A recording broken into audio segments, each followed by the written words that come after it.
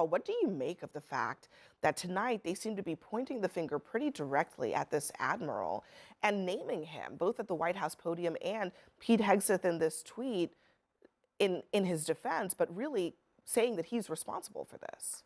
Yeah, I think that that is a great indication of an administration who knows that something has gone terribly wrong here. I think that people are finally recognizing, and that's why you see we did that intro with all of these different leaders and lawmakers saying that this is a stone cold war crime. This is so basic to everybody who has served in the military and who has trained on the law of war and the law of armed conflict, that it is a war crime, that it's no surprise that the administration will be trying to shift the blame. I think that the choice to sort of pin this on Admiral Bradley is an interesting one, but not unexpected, because Secretary Hegseth is not somebody who has exactly leadership qualities, right? He's actually largely unqualified to be in that position. And so, of course, his natural instinct would likely be to say, something has gone wrong, let me find somebody to blame this on. Now, that's not to absolve Admiral Bradley of anything. If the facts really have played out the way that it is being reported, he absolutely had a duty not to follow an unlawful order if it was Secretary Hegseth's order. Yeah, I mean, Batya, this kind of puts the whole unlawful order thing in a different context, because now there's a real question about whether there was an unlawful order and who gave it. Well, first of all, the story has been massively misreported. So you have actual headlines saying that Hegseth gave the order for the second hit. That wasn't in the initial Washington Post article, which claimed that following, by hearsay, somebody claimed to have heard Hegseth say, we have to kill everybody, therefore the admiral gave the second hit. So I just want to clear that up. I think that's why Hegseth wrote the tweet, is to just correct the record. But what I don't understand is, it is the Secretary of State's right to determine who is a terrorist and who isn't. The Secretary of State answers to the executive branch. Secretary of State Marco Rubio has determined that these boats are carrying terrorists, which makes the attacks on them legal. And the only question is whether that boat was disabled or whether it was destroyed. If it was destroyed, how were there still live people clinging to it? And if it was only disabled, let me just finish the point, then it was still a threat, meaning it was still a legitimate target. So I'm very confused. And by the way, I've spoken to a lot of veterans today who are also very confused by all of this bipartisan outrage. Well, look, good thing we have a military lawyer at the table. Can I just respond to two things? Yeah, first, I would say to your point about who gave this order, what the Washington Post article said. I think that's precisely why we need the Senate and the House to do what they're supposed to do. Have oversight, have investigations. I totally agree. Let's figure it out. I want more information as well. And second, on the point of the Secretary of State making it something a designated terrorist organization, that actually does not enable you to lethally target somebody. Naming somebody on the Secretary of State's list of foreign terrorist organizations actually only does, serious things. You can sanction people who are members of DTOs or FTOs.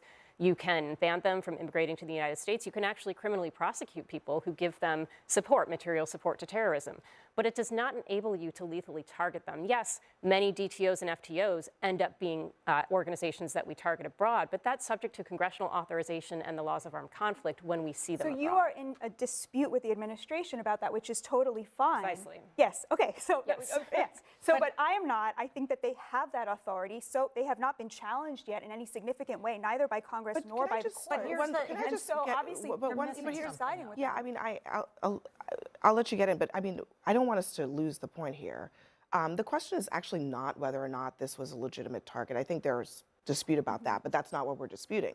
The question is whether it is legal, according to our rules of engagement and the laws of armed conflict that we abide by, to strike a target a second time when the target doesn't appear to pose a threat or is surrendering. That is the part that I think is in dispute, and that's not a question of whether they were terrorists or not. Even if they were terrorists, that might very well be illegal. I think we should take a step back, because the only reason we know about this is because obviously somebody involved in that operation was uncomfortable with what was happening. Yeah. And that's how the Washington Post found out about it. Somebody leaked this to a reporter. People are not happy with Hegseth's leadership at the department. People are not happy with some of the things that the military is being ordered to do, whether it's the SEAL team, whether it's CENTCOM, whether it's, and I think that we have to pay attention to the fact that this isn't coming from some random reporter who was on the boat with them. This is coming from an internal source who is unhappy with the And leadership to that of the point- administration. To that point, the Washington Post had a story tonight that this is a quote from a military official. This is protect Pete bullshit, that source said.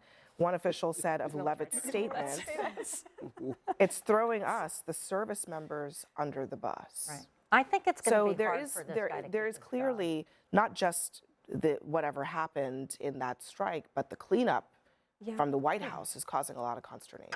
Yeah, well, one thing I would note is every lawmaker you played started their thought by saying, if this is true. And the fact of the matter is there is a lot in dispute tonight. We don't know the answers to everything. And Batya raised an important point that there is a difference between disabling a boat and destroying it.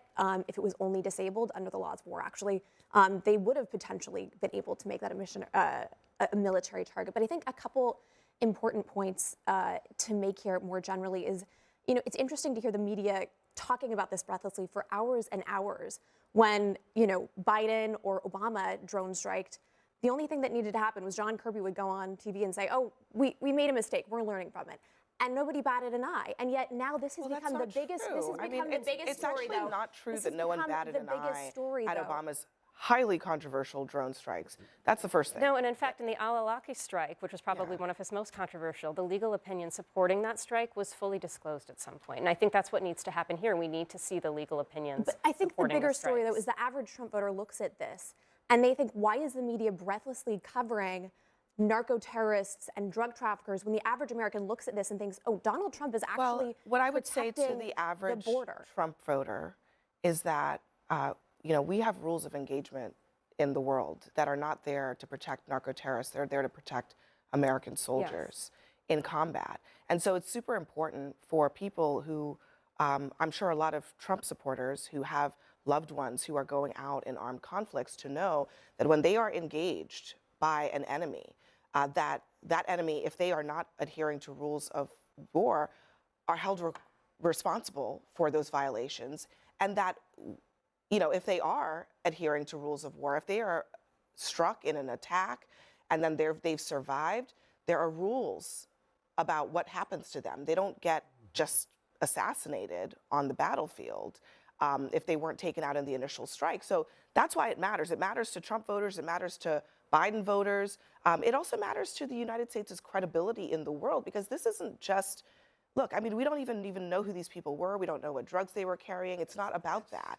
It's about whether or not we operate by any rules at all. Absolutely, and I think that's the real challenge here, because it's an irony, if not hypocrisy, to see both White House and Congress of both parties all of a sudden full of this moral energy when international law has been stripped and disregarded, human rights have been stripped and disregarded. We could talk about that in regard to Gaza, war crimes, what I consider genocide, but we can debate that, right? But same is true with executors. We just had the Prince of Saudi Arabia treated like a king. You got crimes against humanity taking place every day.